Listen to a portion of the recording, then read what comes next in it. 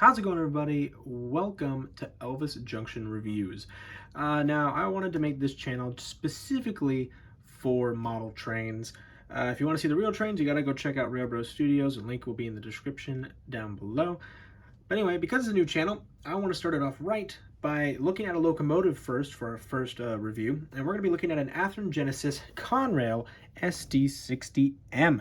Now, these were announced back in April of 2021, and they arrived in May of 2022. And I got mine in, I want to say November. But anyway, we're going to be looking at this. As you can see, this is the nice big Athearn Genesis blue box. And it's the 75th anniversary. So we're going to not waste any time, and let's just open this sucker up. I hope everybody's having a good day today.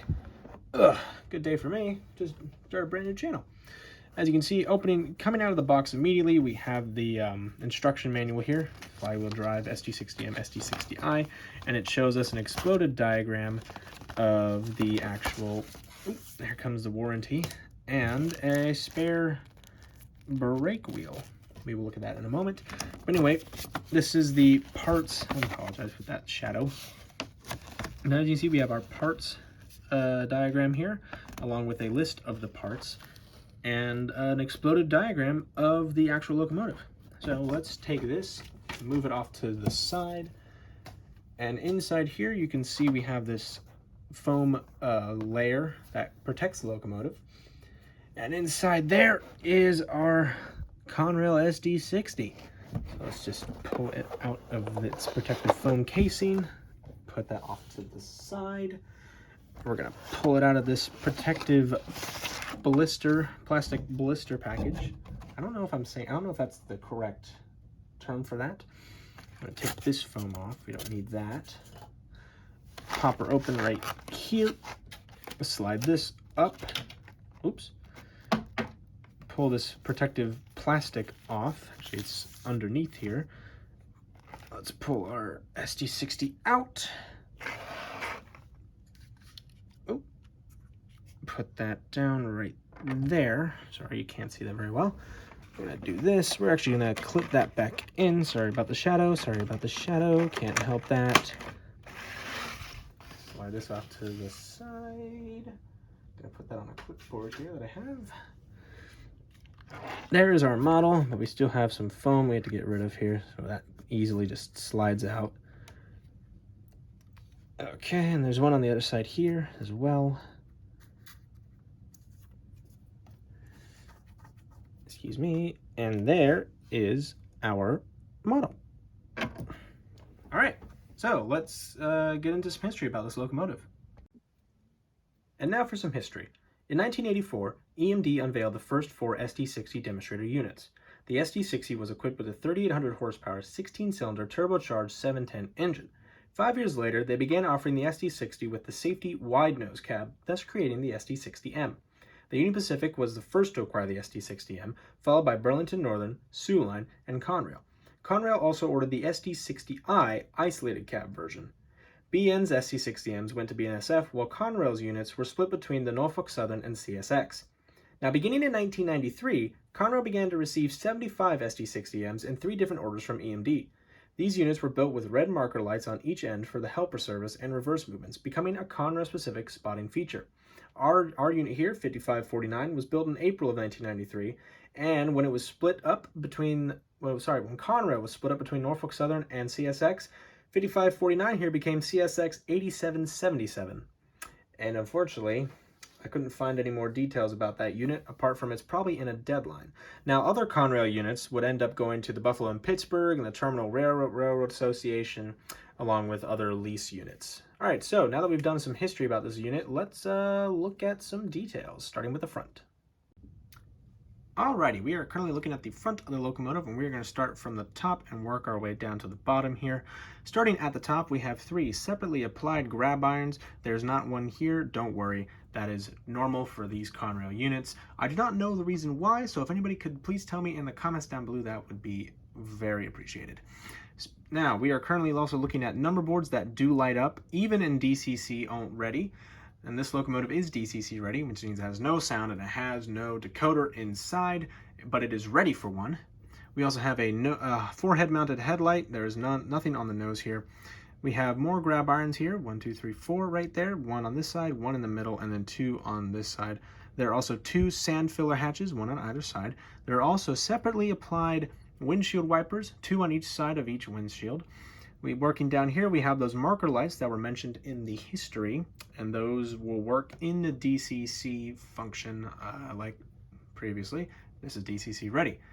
Now, working back onto the nose here, we have a door here on the front of the nose, along with a window. You can't look inside it. Sorry, I tried. We have grab irons that work all the way down to the walkway here, and we have a nice, clean Conrail quality on the front of the nose there. Here we have some separately applied grab irons that work down to the steps here on either side. We'll be able to see those steps in a little bit. We have very flexible walk chain here, as well as the front walkway handlebars, as well as the anti-climber. Now you will notice the ditch lights are there and there. Conrail had this thing about low-mounted ditch lights, which I actually kind of like low-mounted ditch lights, not like nowadays where they're all up high, right on top of the walkway. Speaking of the anti-climber here, we have the coupler cut bar. You can't really see it, but it is in there. Oh, you can see it. That little white flash right there, that is the coupler cut bar. And now we have a nice plow right here, because Conrail was in the Northeast, which meant snow. So you needed to have a snow plow to plow snow. We also have MU cables on either side, 3 on each side here. We also have the air brake hose and the stock standard Athearn coupler. All right, we're gonna move on to the backside. All right, we're looking at the back of the locomotive here. And to start off, we have grab irons that work from the top down to the walkway of the locomotive here. We also have a operating rear headlight and operating rear number boards. They light up when the locomotive is in the reverse direction. We have more marker lights, which also light up in the DCC function as well as a sand hatch filler right here. We have a nice standard Conrail logo as well. And working down here for the anti-climber, which is down blue, we also see spare knuckle couplers. This is for if you were to break a knuckle on your train, you, instead of having to wait for a maintenance of way train to come and drop one off, or a truck to come and drop one off, you can easily replace that knuckle and be on your way. Once again, we have more MU hoses on either side, 3 on each side, and we have an air hose along with the Athearn McHenry coupler. Now we're going to start looking at side details now. Alrighty, so we are currently looking at the driver's side of the locomotive here. Immediately off the bat, you can see the nice big Conrail quality along with the original Conrail logo encompassed by a ginormous Q. Now, you see that little white dot right there? That is where the brake wheel is supposed to be. And remember that spare brake wheel that I mentioned earlier? That was not a spare. That is actually the original brake wheel. You can see it right there. Now, when I pulled this locomotive out of the box for the first time, that brake wheel immediately broke off, which suggests to me that it was bent when it was originally placed in its cradle, which is a bit of a shame, because Athearn has really good quality control, and I'm very surprised that that happened. If anybody else could let me know, if they have a Conrail unit, did your brake wheel come off? Let me know. But as you can see, they have great side detail. I believe oh yes, they do. They also have rotating roller bearings. Unfortunately, there were none spare, so you'd have to order them directly from Athearn, which is a bit of a shame, but it doesn't matter. As you can see up here is the Leslie RS3L, along with 3 radiator fans here, and you can see where the dynamic brakes radiator fan is on this side. If we pull the locomotive a little closer here, and we look at the actual cab, you can see the side number here, 5549, along with the word SD60M.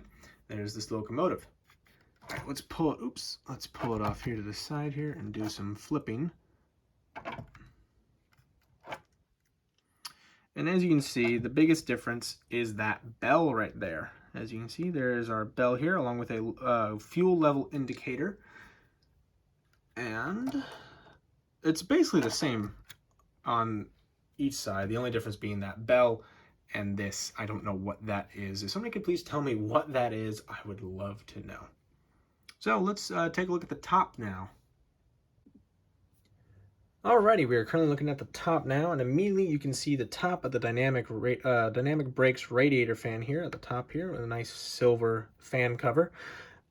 to the left of it, you can see the Sinclair antenna along with a little other antenna next to the two little peg holes where a grab iron would be.